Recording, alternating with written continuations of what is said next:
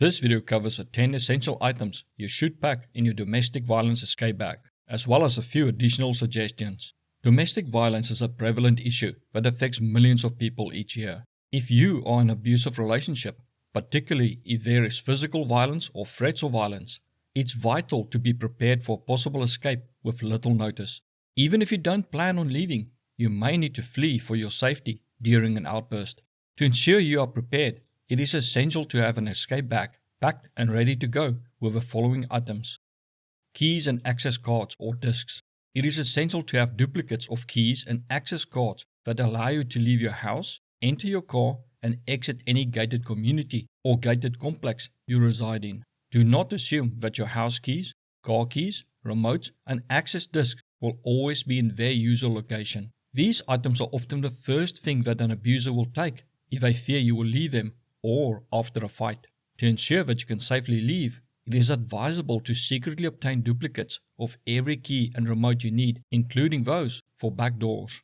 If necessary, create secret backup codes for access control doors or gates. Additionally, have a spare key for the lock on an electric gate and know how to manually open it, as an abuser may disconnect the power or during a power failure. Also, consider having extra work keys or access cards. If you have items in a storage unit, safety deposit box, or post office box, make sure to have copies of those keys as well. Any keys that you do not need immediately can be stored off-site, but keys to get out of your house should be within reach. Proof of identification. It is crucial to have identification documents with you when leaving an abuser, as you may not be able to return to your home or not for some time. The most common forms of identification are government-issued ID cards or passports. If you do not have access to these documents, it is recommended to at least write down your ID or social security number and keep it with you. Other important identification documents to bring with you, if possible, include your driver's license, passport, state ID, government ID, library cards, birthday certificates, insurance cards, medical aid cards, and loyalty cards. It is important to have as many forms of identification as possible with you, as each of these documents can help to establish your identity, whether it be for legal, financial, or personal reasons. Know that these are some of the first things an abuser takes or destroys, so try to keep copies in multiple locations, such as with a friend or family member, safe deposit box, or at work. Mobile phone and charger.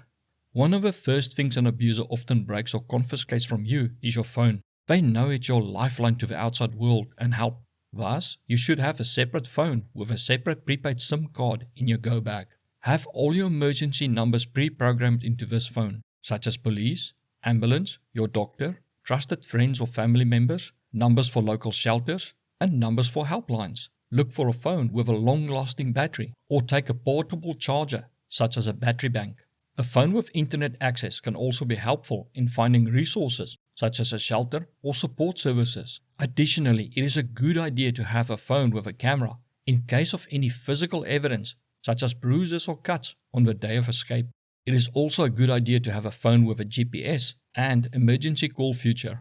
It may also be helpful to have a phone with a passcode or to enable the phone's biometric lock to keep the phone secure and protect any personal information stored on it.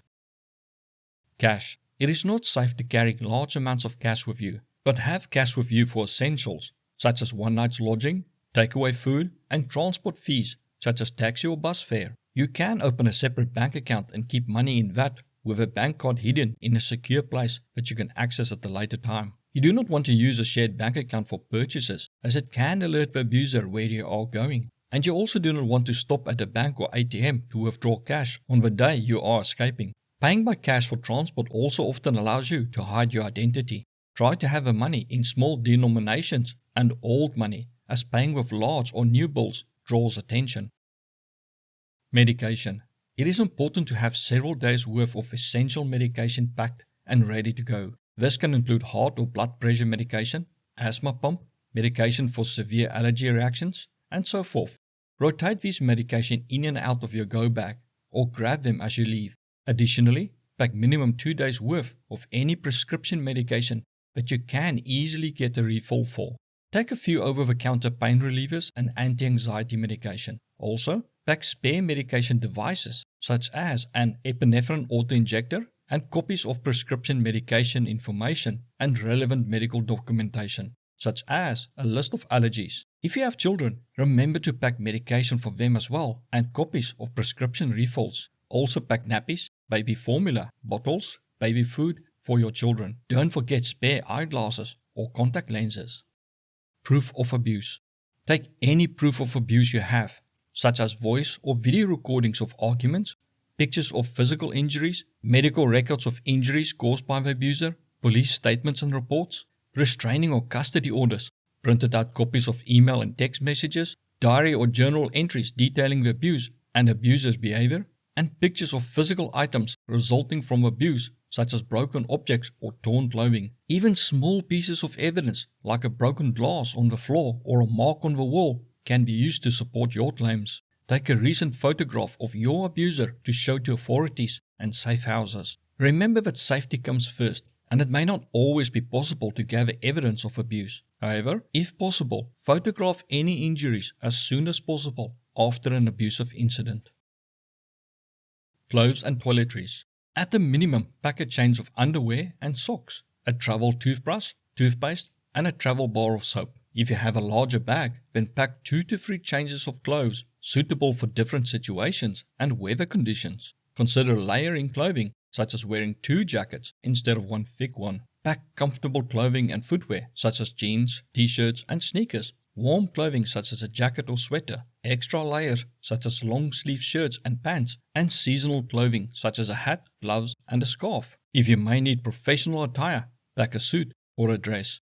If you have space and time, you can include your regular toothbrush, toothpaste and floss, hairbrush and hair ties, deodorant, soap, shampoo, feminine hygiene products, sunscreen, insect repellent if necessary for the location, and any other personal care items that are essential for you. Important documents.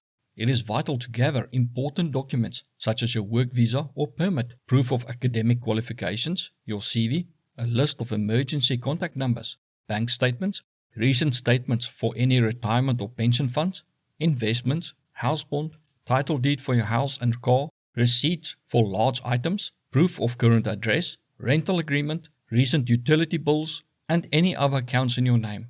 Also, gather, if applicable, marriage or divorce papers, your children's school and medical records, proof of your pet purchase, and medical records, tax returns, employment or income documents, W-2s, pay stubs, and login details for all online accounts, including banking details. Remember to change all your online passwords before you leave. It could also be helpful to write a letter to yourself before you leave, in which you remind yourself why you left, what you need to do, and why you need to do it. Also remind yourself of who you are and give yourself some encouragement, such as not giving up or going back.